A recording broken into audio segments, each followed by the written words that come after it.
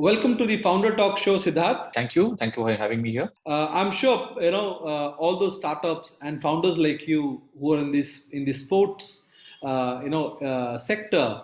It must have been great time for you, isn't it? After Olympics and the gold medal. Believe me, it's we were hoping for more, but nevertheless, it's probably the best Olympic that we ever had since we started. So can't be more happier than this. A founder of a sports startup, these kind of events, when India performs great, does it translate onto people actually hitting your platform and trying to play more? Does it happen?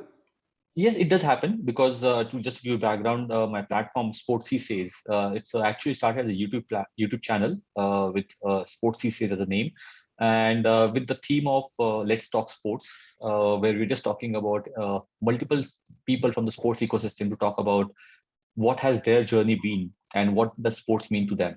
And believe me, this is a lot of things happen over the COVID, and this is also my COVID baby that you can call. And we started on 6 June 2020, and as of today, I have completed 90 episodes, and my 91st episode coming on National Sports Day, which is 29th August.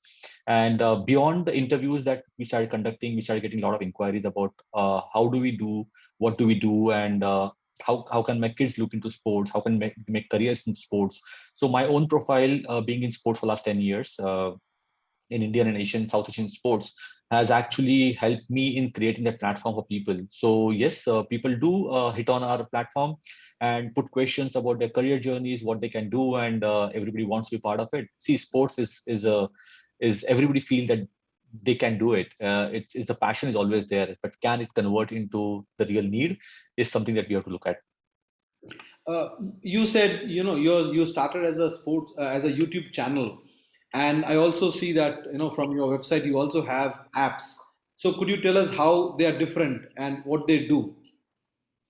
So the apps are specifically on the fan engagement side, where it is a consulting side of my own work.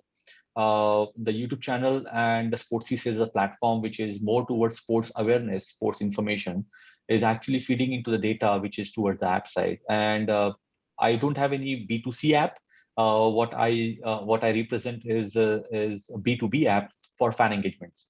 For companies like Chennai FC or ATK Mohun Bagan, Kings 11 Punjab, which is now Punjab Kings, uh, and many more, almost 23, 24 companies across the world have been using these apps or the platform for fan engagement. And that's my core competency is fan engagement. How does a sports team or a league can actually use technology to get more and more fans engage with them. So it's cycle of fans. It's like fan development, fan engagement, and fan amplification. And that's what my core competency is. And that's where I make what to say.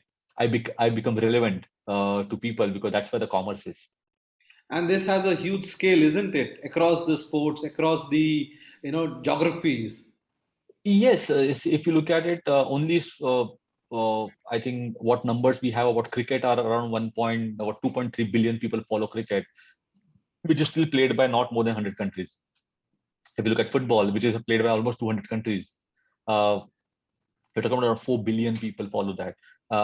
Every and Olympic is we know that what kind of numbers the Olympic hit on the social media. So fan engagement, fan development is something which is very important. The brand started understanding the value of it because and the mainly team started understanding the value of fans. Earlier, see, nobody took fans seriously. Everybody was taking fans for granted. It's like cricket in India, right? You don't have to worry about the fans. Irrespective of whatever you do, the people will come for the game and people will talk about it. But what can you get more from the people who are there? So can they buy your jersey? Can they buy the merchandising?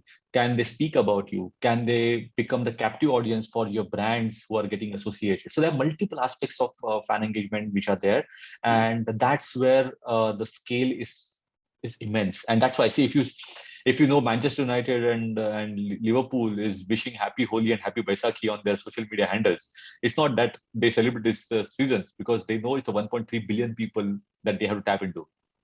Very true. Very rightly put. Ultimately, a game survives. If there are fans. I mean, we know how the Olympics was this time with no, with very few people in the stands. I'm sure, as a sports person, you need someone to cheer you, roar for you, and then, it kind of creates that momentum for you as a team. Very nice, very true. So, as a platform, do you also, help teams or companies sell their merchandise through your platform?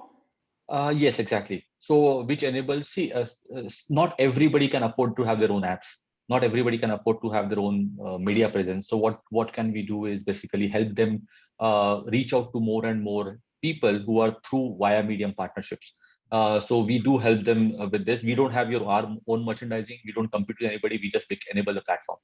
As a sports platform, gaming, has become a big, factor now.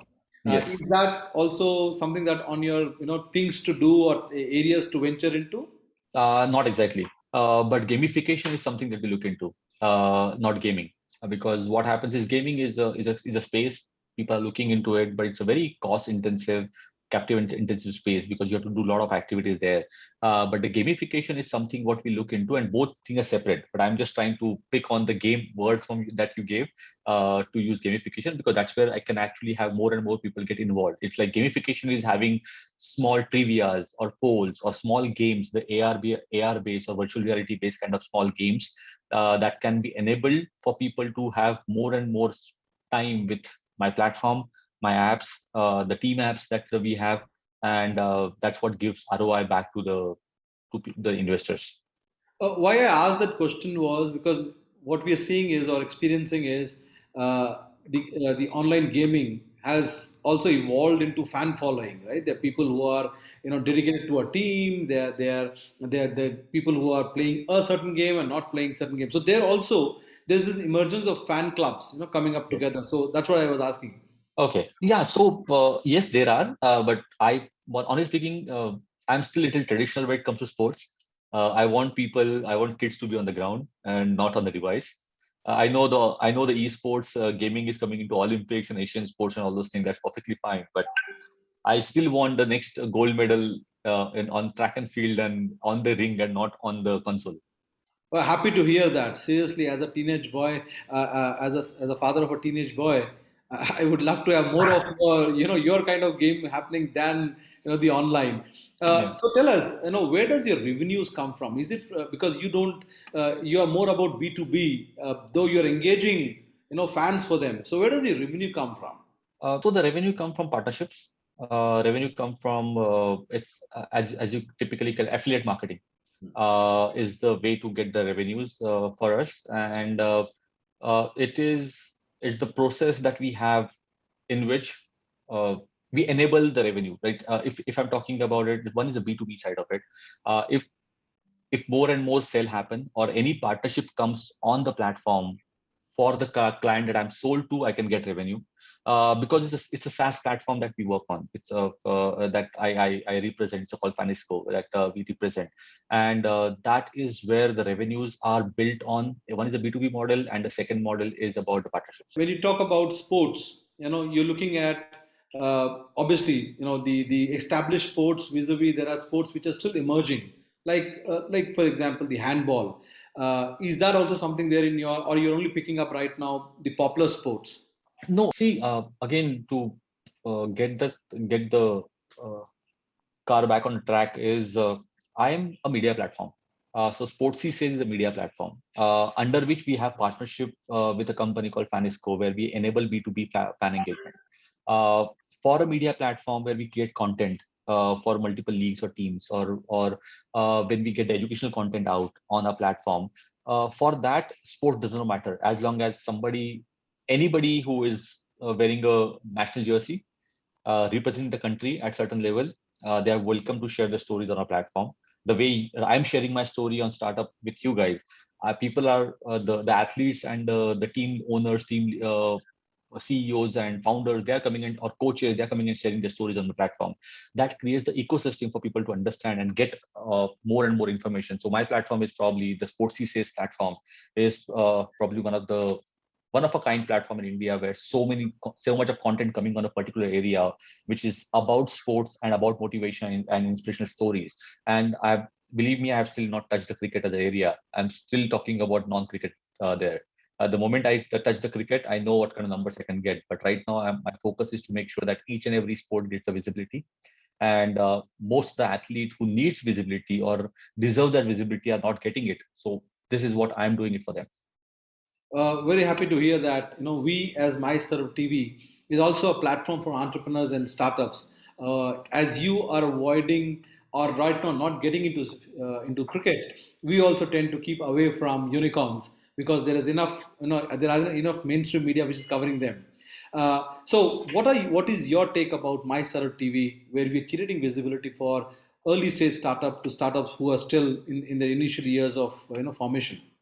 Honestly speaking, it's a good job because there is a space for everybody to play. And we are, see, I have spent a lot of time in the Valley, in the US, working on startups. I used to head the startup business for Mindtree, look into all the business in the West Coast for Mindtree. And with that, I know what kind of visibility that startup needs, what kind of relentless work the founders and entrepreneurs are doing. So in the whole process, if there's anybody who is helping them, I think it's a help, big help. So I think all kudos to my startup TV. And when Aishwarya reached out to me about sharing my journey, my story, I think there are multiple startups who needs this kind of platform for the visibility. And I think it's just a matter of time before they get to hear and they get seen and heard by the masses, and they get the funding and they get the investment they need and they deserve.